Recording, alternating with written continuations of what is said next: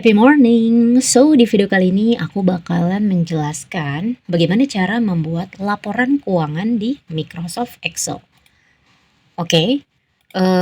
Jadi di sini kita akan pakai studi kasus dari perusahaan Chemical Trading. Oke, salah ini ya. Chemical Trading atau industri dagang ya, perdagangan berarti.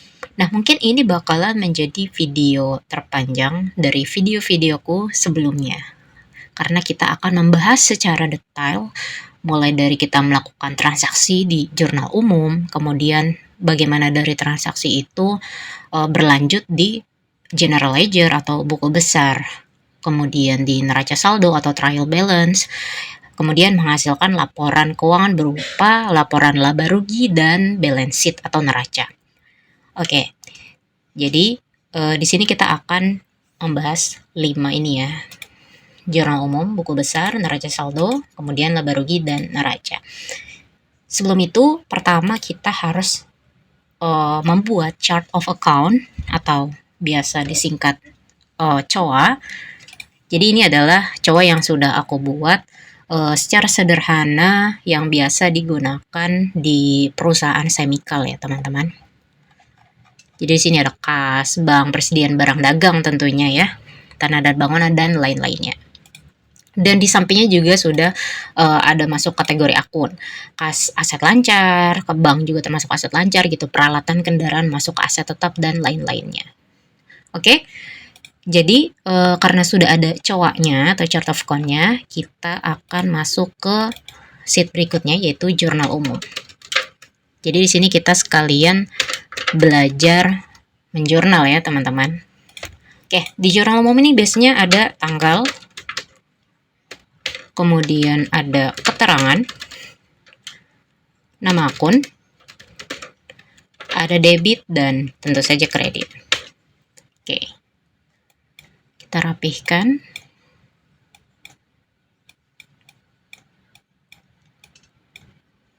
Nah, ini kita blok dulu, kemudian kita klik mana ya, insert, kemudian table, kita klik kita checklist my table has headers. Oke.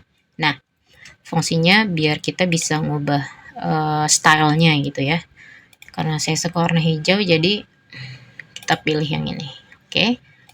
Nah, ini kita bisa tarik ke bawah nih pakai yang di ujung sini nih. Jadi kalau misalkan transaksi pada bulan tersebut atau periode tersebut banyak, tinggal ditambahnya di sini. Oke, masuk ke kasus pertama. Masuk ke transaksi pertama. Biasanya tuh transaksi pertama pemilik modal ya. Pemilik menyetorkan modal. Oke. Nah, di sini nama akun kita kita bagaimana caranya untuk menarik data di sheet COA ini ke dalam jurnal umum biar kita bisa nggak ketik satu-satu tuh nama akunnya. Caranya adalah kita klik, kemudian kita pilih data, kemudian kita klik validation, kita klik validation lagi. Nah, any value-nya ini kita ubah jadi list. Oke. Source-nya atau dasarnya adalah kita klik sheet COA. Nah, ini kita blok. Oke. Oh, yang atasnya nggak usah nih. Jadi sini aja.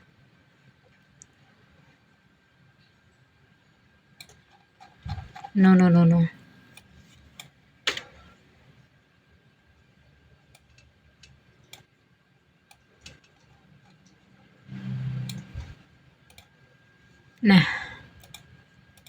Nah, sudah masuk ya. Jadi kita tinggal pilih aja nih nama akunnya. Oke. Pemilik menyetorkan modal berarti banknya bertambah. Kita masukkan angka 70 juta.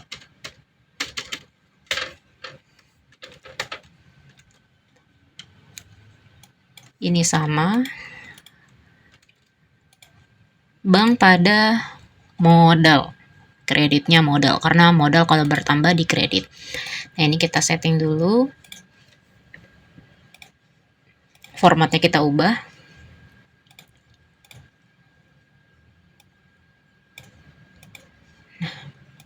Oke, sip. Transaksi berikutnya, biasanya tuh kalau perusahaan baru berdiri, ada bayar sewa ya. Bayar sewa gedung. Karena ini perusahaan chemical, jadi dia butuh gudang yang besar untuk menyetok persediaan barang dagangnya, chemicalnya, jadi kita bayar sewa gudang.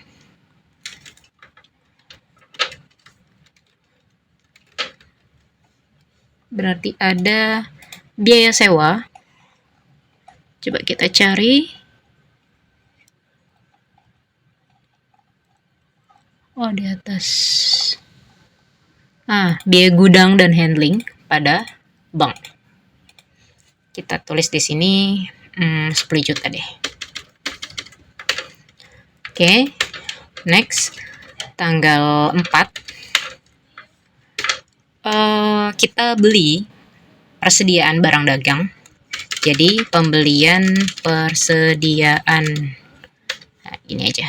Pembelian persediaan. Nah, ini kenapa nih?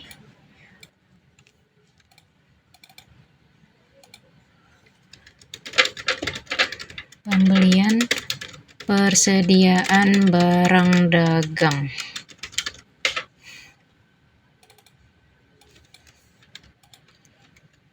Karena transaksinya double entry. Jadi persediaan barang dagangnya bertambah pada kita untuk pertama kita ngutang dulu ya ceritanya. Jadi hutang usaha, pada hutang usaha sebesar 30 juta. Kemudian di tanggal 5 kita melakukan biaya iklan, kita masang iklan di website dan segala macam. Jadi kita masukkan biaya iklan. Bisa tuh iklan 2 juta lah kita pasang per bulan. Sorry. Di sini biaya iklan.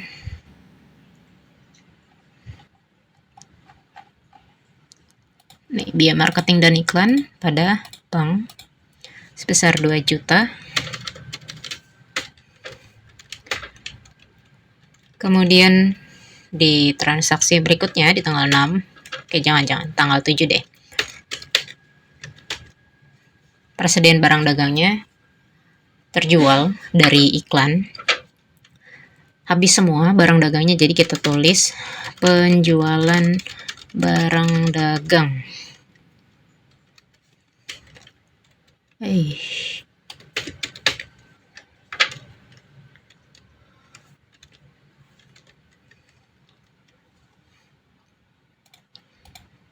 Kita terima secara cash ya, banknya bertambah. Kas pada penjualan. Kita ambil untung 50%, jadi kita jual 45 juta. Jangan lupa ketika melakukan penjualan barang dagang, itu juga berarti HPP-nya atau barang dagangnya berkurang. Jadi kita mencatat harga pokok penjualannya. Jurnal harga pokok penjualan adalah HPP pada persediaan barang dagang. Sambil belajar ya guys. Karena HPP-nya ini adalah kita beli senominal sebesar 30 juta, jadi kita di sini nulis 30 juta. Biar apa? Biar matching. Persediaan barangnya jadi habis 30 juta. Oke, next transaksi di tanggal 9.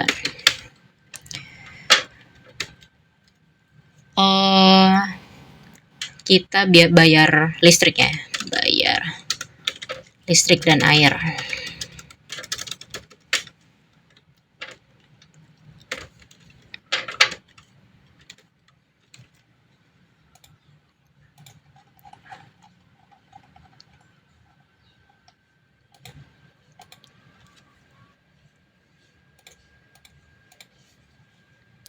Rp1.500.000.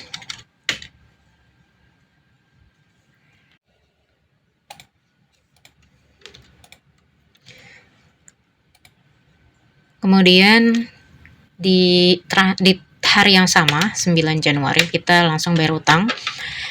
Karena kan sudah terjual ya barangnya. Bayar hutang dagang.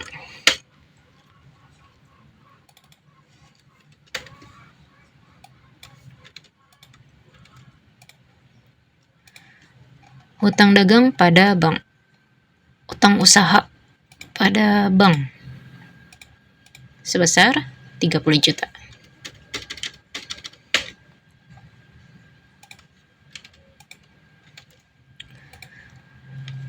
Kemudian kita melakukan transaksi apa lagi nih kira-kira? Oh, kita beli peralatan kantor. Pembelian komputer 2. Pembelian 2 komputer ya. 2 seperangkat komputer. 2 komputer deh.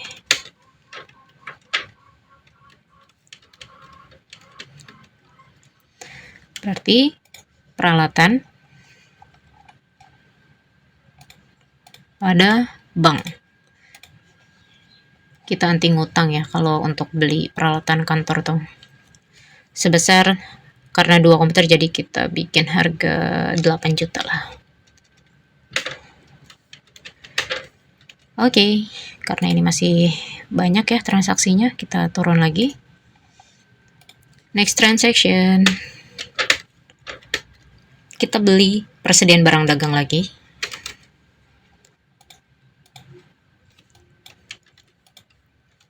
Kalau ini besar, nominalnya 50 juta. Oh, salah. Persediaan barang dagang pada bank. Kali ini kita tidak berhutang.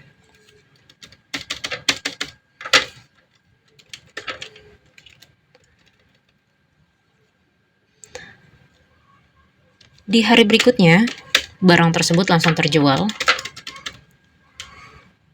Karena memang kita biasanya kalau menjual barang berdasarkan kita membeli barang itu berdasarkan request dari customer ya. Jadi ketika barang itu dibeli, kita langsung cepat untuk menjual. Persediaan barang dagang pada bank pada penjualan. Kita jual biasa sekitar 50% keuntungannya, jadi 75 juta.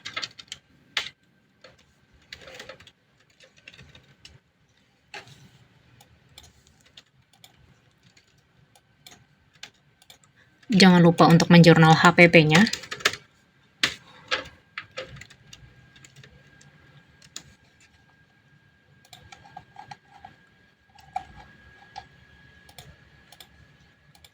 Agar persediaan barang dagangnya berkurang.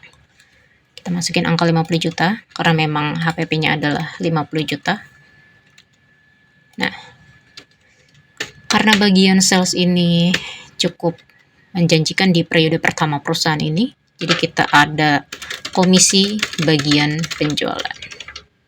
Biar lebih semangat lagi untuk menjual untuk memasarkan produk chemicalnya. Kita langsung di pertengahan bulan langsung dikasih komisi. Walaupun gajiannya itu dia tanggal 25 ya. Ini dia. Kita kasih komisi 2 juta.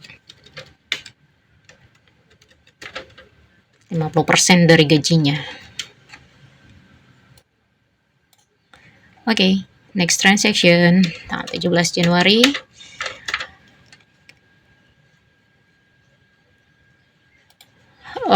Apalagi ya? Kayaknya kita butuh gudang baru. Karena penjualannya semakin banyak. Kita untuk biaya sewa gudang. Kita menyewa gudang satu lagi.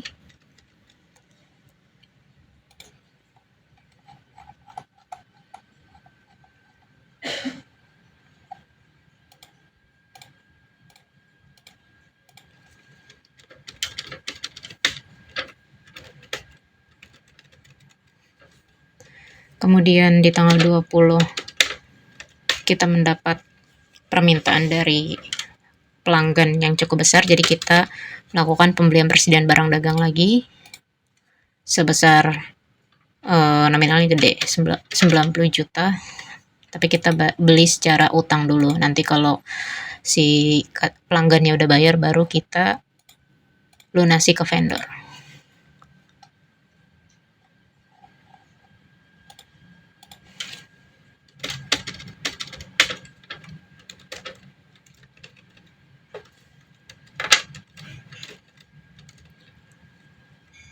Kemudian kita di berikutnya adalah kita bayar iklan lagi biar semakin gacor penjualannya.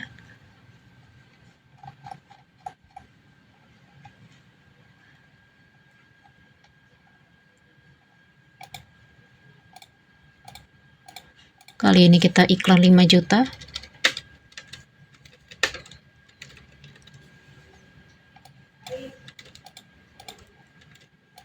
Kemudian di tanggal 22-nya kita baru melakukan pengiriman barang yang sudah kita beli sebanyak 90 juta tadi. Penjualan barang dagang.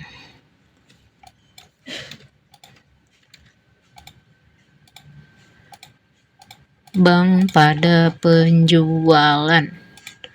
Ini nggak nyampe 10%, kita jual 120 juta.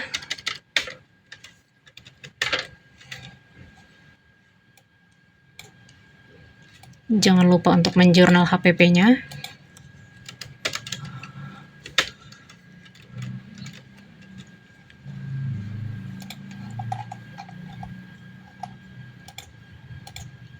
Agar persediaan barang dagangnya berkurang.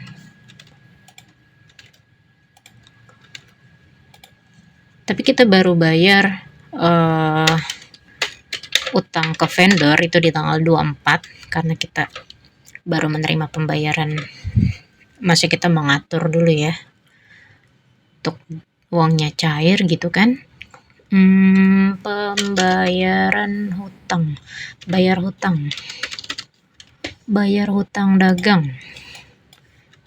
Ini juga kita nggak bayar secara lunas, kita bayar 50% dulu agar nanti di neraca ada saldonya ya, masih ada saldo hutang dagang. Kita akan mau percobaan. Hutang usaha pada bank, kita bayar 45 juta agar sisa saldo hutangnya masih ada 45 juta. Kemudian di tanggal 25 Januari kita bayar gaji karyawan. Gaji karyawan periode Januari. Karena staffnya cuma ada 3. Oh, sorry. Biaya gaji. Ini dia. Cash. Kita tidak ada hutang gaji ke karyawan, jadi kita bayar cash. Karena karyawannya cuma 3. Oke. Ya. Kemudian kita melakukan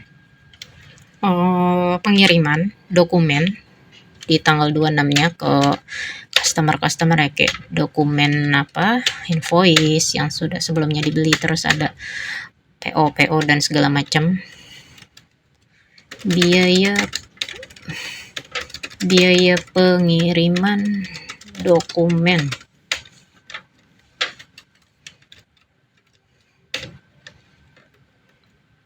Biaya pengiriman mana nih? Ini dia. Pada bank. 100.000 lah.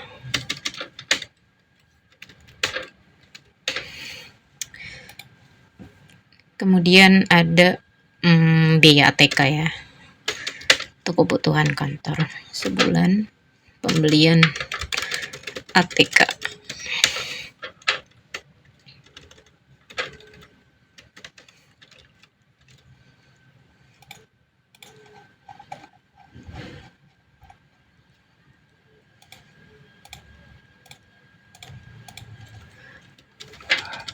Rp500.000 kita buat Kemudian yang terakhir, kita beli barang dagang lagi di tanggal yang sama aja.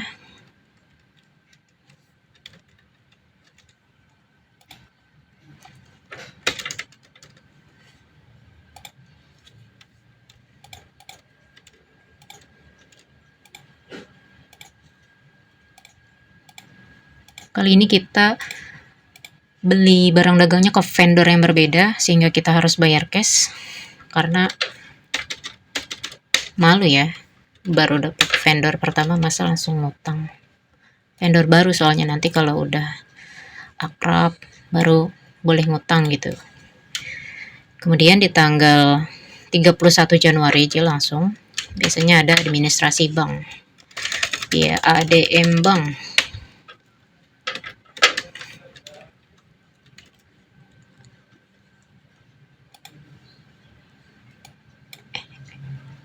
Kayaknya kita BADM Bank terakhir, kita jual ini dulu, persediaan barangnya, penjualan barang dagang.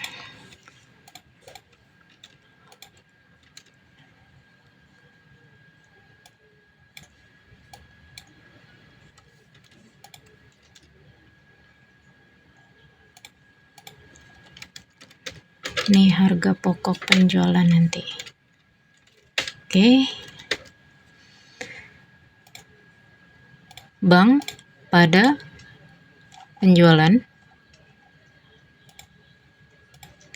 Biasa kita ngambil untung 50%, jadi kita jual 30 juta.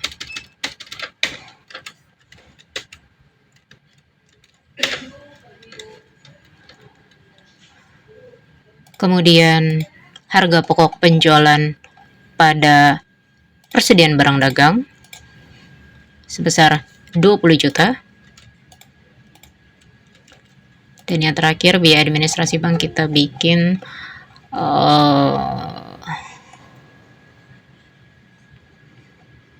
mana nih?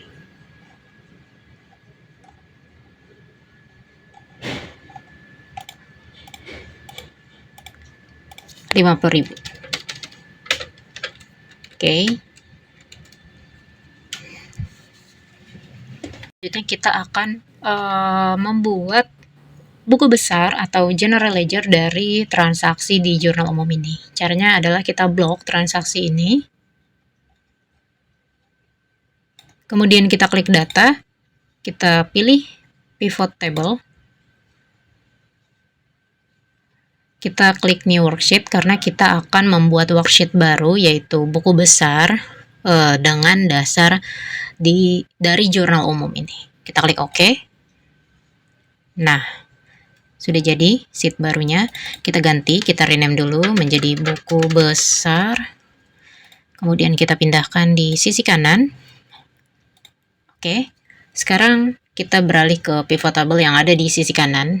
Di field list ini adalah kita masukkan tanggal di kolom rows, kemudian nama akun di bawah tanggal.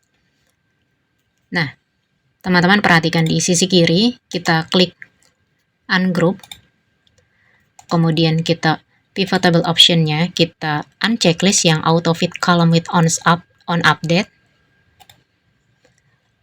Kemudian kita ke design, ya, kita klik design nih, tab design.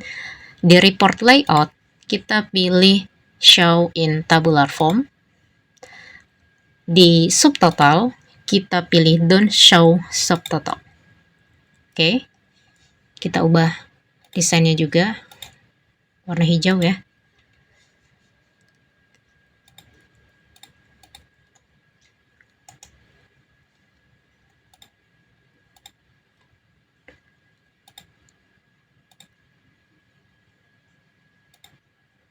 Nah, itunya tadi juga diklik ya, repeat all item labels. Jadi tanggal-tanggalnya juga kelihatan. Kemudian kita kembali ke field list, kita masukkan debit di kolom values. Begitu juga dengan kredit. Kita ubah format numbernya di sini, kita klik yang sum of debit, kemudian kita klik value field setting, number format, Kita samakan formatnya dengan yang ada di jurnal umum. Lakukan hal yang serupa di kredit.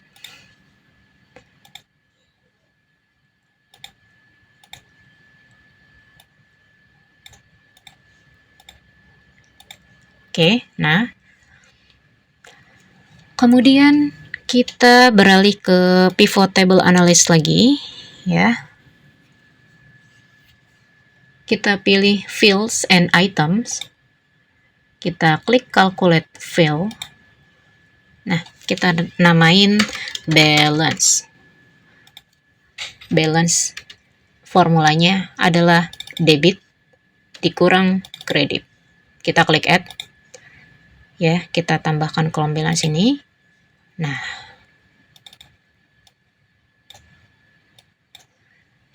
kita samakan formatnya dengan debit kredit. File setting, kita atur lagi.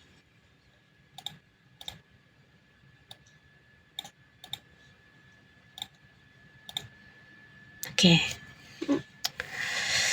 Kemudian kita, karena ini adalah buku besar, jadi kita perlu melihat, kita bisa melihat per akunnya ya, per akun history dalam periode tersebut tuh ada apa-apa aja sih, dengan cara kita klik data. Oh no, salah. Masih di pivot table analyze ya. Kita klik insert slicer, kita klik nama akun. Nah, ini memudahkan kita untuk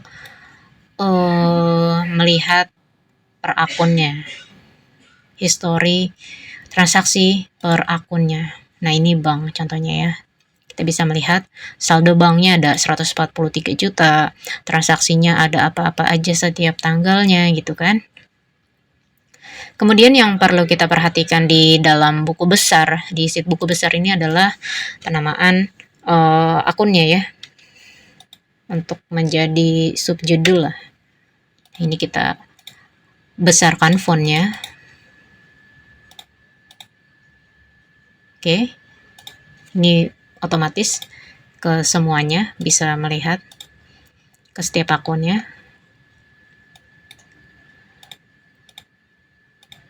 Oke, saldo hutang ada 45 juta. Kemudian kita juga bisa menambahkan bahwa akun ini masuk kategori apa dengan menggunakan rumus VLOOKUP. Dengan formula kita klik, lookup value-nya adalah yang A2 ini, si hutang usaha. Tabel array-nya adalah yang ada di sheet COA. Kita blok. Call index number-nya, karena kita mau memasukkan kategori akun, maka kita call index number itu 2. Ininya 0. Oke. Jadi hutang usaha termasuk ke kategori akun hutang lancar. Biaya marketing masuk ke kategori beban, harga pokok penjualan masuk ke kategori beban, modal ya modal, bank masuk ke kategori aset lancar ya. Itu sesuai yang ada di COA tadi ini ya. Oke. Selanjutnya kita akan membuat sheet trial balance atau neraca saldo. Caranya adalah kita create a copy buku besar ini, terus kita rename terlebih dahulu neraca saldo. Nah, di dalam neraca saldo ini kita tidak memerlukan slicer ini lagi ya. Kemudian juga kita tidak perlu ini, kita hapus. Nah, di pivot table ini kita bakal take off juga tanggal. Ya, sehingga hanya menampilkan nama akun, sum of debit and credit, sama balance. Nih, ini adalah neraca saldo. Oke. Kemudian kita perlu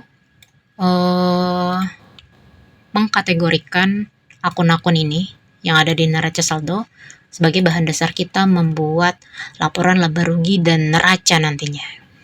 Caranya adalah dengan menggunakan rumus VLOOKUP. Oke. Lookup value-nya adalah ini. ATK dan perlengkapan kantor ya. Tabel array-nya kembali di cowok tadi. Oke. Call index number-nya adalah 2. Ininya 0. Kita klik OK. Nah. Oke, jadi karena ini ada error di akun peralatan kantor dan persediaan barang dagang, jadi kita coba cek ya di rumusnya langsung. Padahal harusnya fine aja ya. Ini udah benar lookup value-nya peralatan kantor, tabel array-nya. Wah, dia salah nih. Tabel array-nya ini harusnya yang ini kan. Oke, call index number-nya tetap 2, ininya 0, klik OK. Nah, berarti mungkin ada kesalahan ini ya. Jadi persediaan barang dagang masuk aset lancar, peralatan kantor masuk ke aset tetap. Oke, and next kita akan membuat laporan laba rugi terlebih dahulu. Karena tadi kita sudah mempersiapkan ininya ya nih. Informasi dari kategori akun yang tersedia di neraca saldo. Oke, kita buat format laporan laba ruginya terlebih dahulu.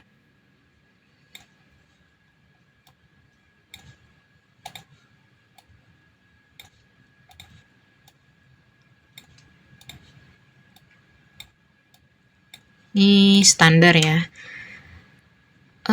PT ABC Chemical tadi ya. Laporan laba rugi.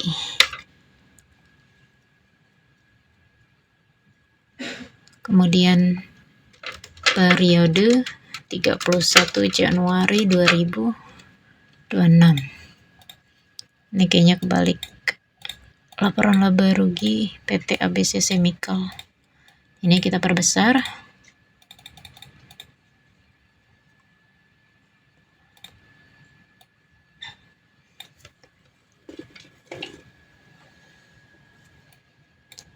Tapi kayaknya memang benar.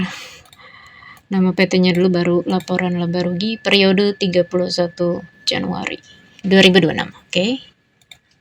Kita miringin saja. Oke, yang pertama itu biasanya di laporan laba rugi ada penjualan ya. Kita ketik penjualan.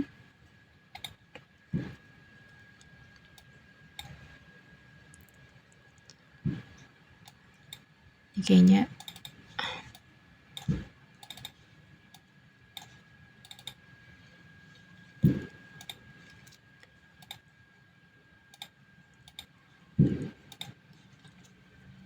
kita gunakan rumus VLOOKUP lagi, teman-teman.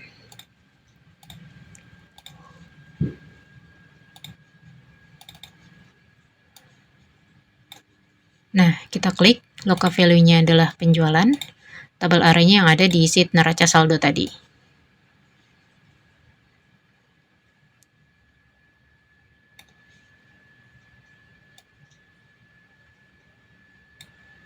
Oke. Call index room-nya, call index number-nya yang ada di sum of balance ini. Berarti nomor 1, 2, 3, 4.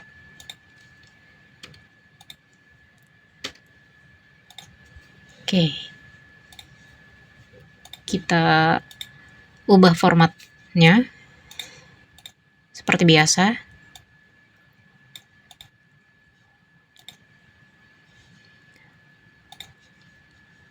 Karena memang penjualan itu adalah ada di akun kredit, makanya di sini nalasnya minus. Jadi kita akalin pakai dikali minus 1. Oke, jadinya plus. Kemudian setelah penjualan ada pengurangnya, itu adalah harga pokok penjualan ya, biar nggak salah karena kita ngambil rumus. Kita kopas.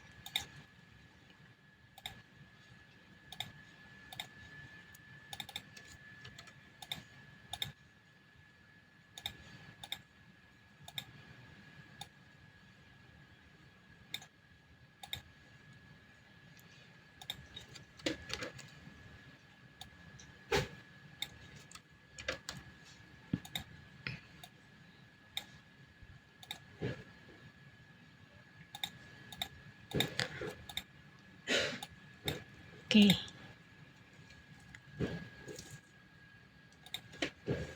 Harga pokok penjualan karena dia menjadi pengurang dari si penjualan ini, maka memang nilainya minus.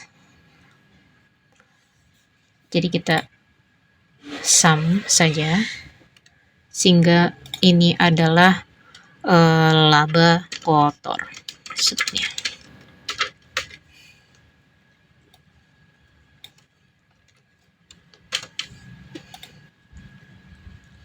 Kemudian ada yang namanya beban operasional. Kita pakai ini aja. Ya, beban operasional itu ada macamnya tuh, biaya-biayanya. Biaya operasional.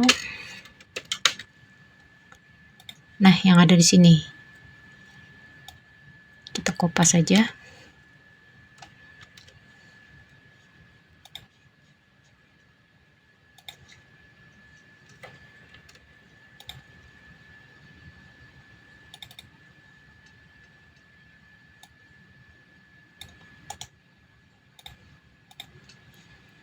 Kemudian ada lagi komisi listrik. Nah, ini masuk ke beban operasional. Nah, rumusnya sama. Kita ngambil data dari si neraca saldo tadi dengan menggunakan rumus VLOOKUP. Kita klik. Tabel arraynya adalah yang ini. Call index row-nya juga 4. No.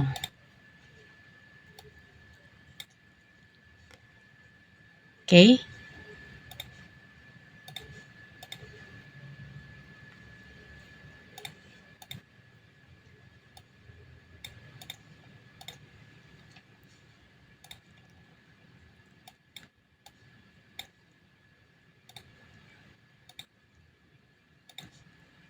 Di sini ada total biaya operasional.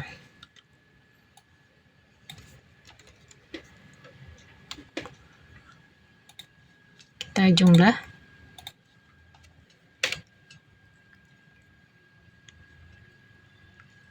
Oh, ini masuk ya, bank salah, sorry teman-teman.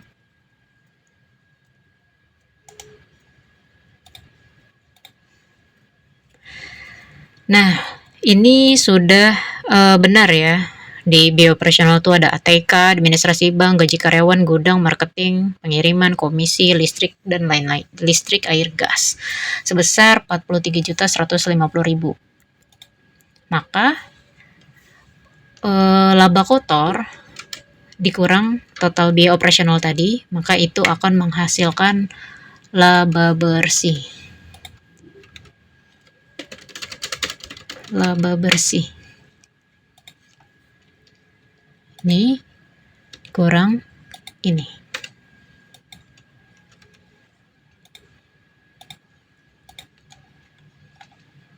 Nah, ini adalah bentuk laporan laba rugi yang sederhana ya.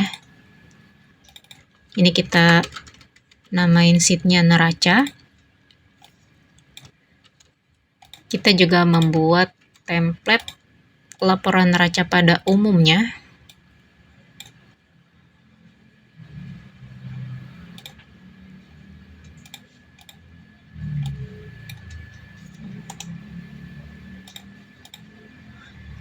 kita ganti neraca. Oke, biasanya di neraca tuh ada aset, di sini ada hutang dan modal.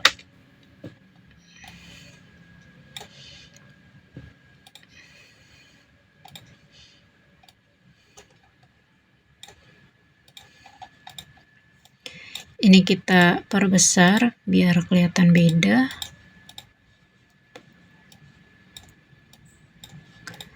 Di bawah aset ada aset, kategori aset lancar ya. Aset lancar ada apa aja di sini? Kita cek di neraca saldo. Ada bank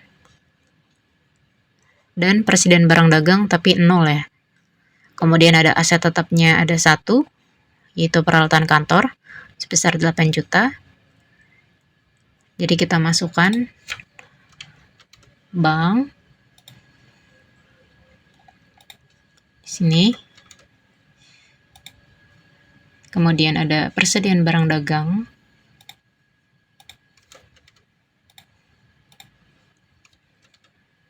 Nah, di aset tetap itu ada peralatan. Kita copy.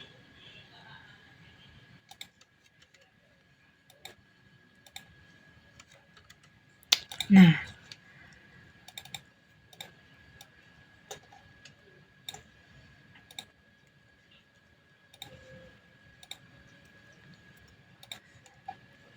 caranya sama. Kita menggunakan rumus VLOOKUP.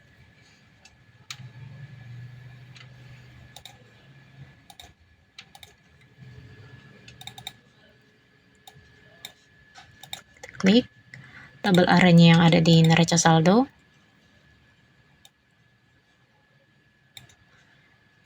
Kalau indeks numbernya adalah 4, ininya 0.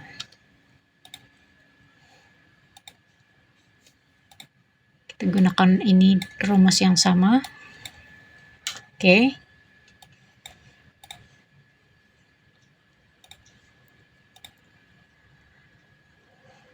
Kita ubah formatnya.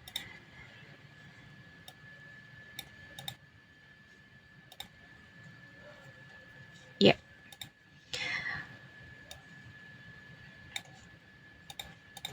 Kemudian di sini ada hutang dan modal. Kita cek. Ada hutang lancar dan modal ada 1 juga ya. Jadi hutang lancar ada 1 akun, modal juga ada 1 akun. Oke. Ada hutang usaha. Kita langsung masukkan. Dan ada modal.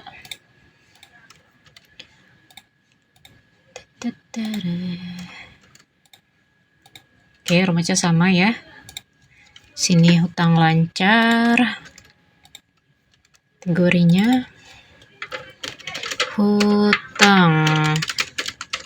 Oke, di sini ada modal.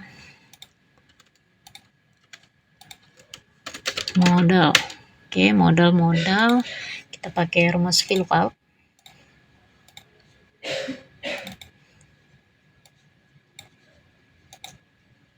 Local value-nya adalah hutang usaha.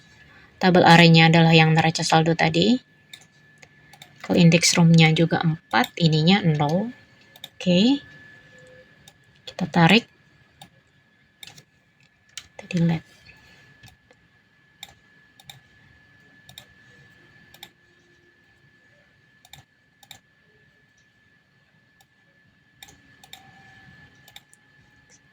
Seperti biasa kita perlu mengkalikan dengan -1 ya.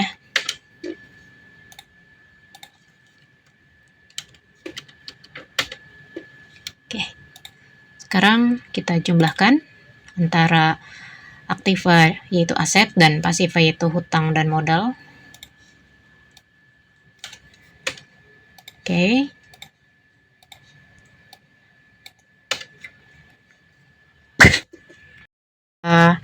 tidak sama karena kita belum memasukkan return earning-nya atau laba tahun berjalan.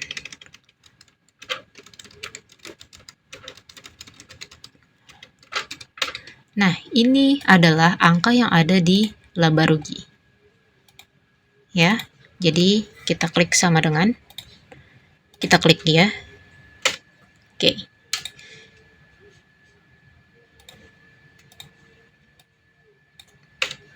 Oke, sudah seimbang antara aktiva dan pasiva.